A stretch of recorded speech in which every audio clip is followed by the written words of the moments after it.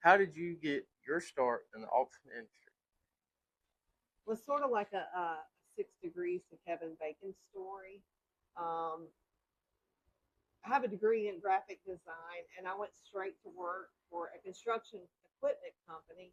I moved to sales, and then moved on to buying at auctions, and I loved it.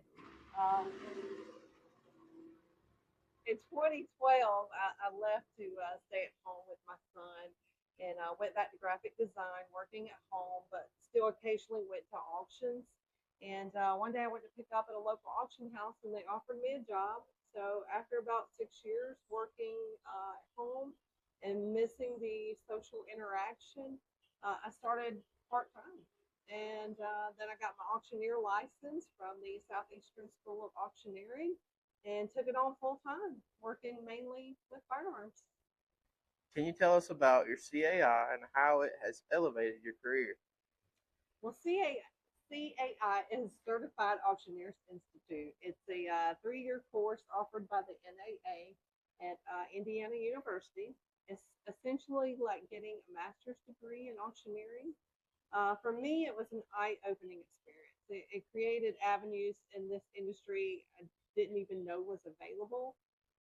From top of the line instructors, streamlining efficiency, marketing, going over contracts, and even legal terms. But I think my biggest gain was I feel like I have 30 new brothers and sisters all across the country to lean on for support.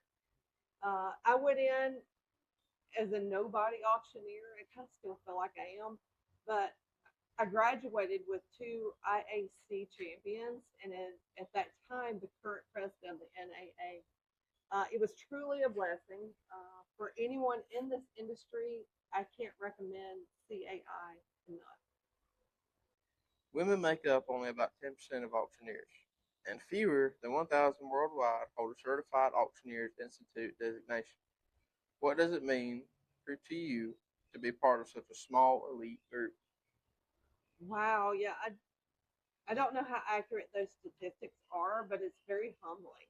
I look at my specialty in firearms as a minority, but honestly, being a female with a CAI designation who specializes in firearms, there's only one other lady that I know of. I mean, there may be more out there, but I guess we're kind of a rare breed.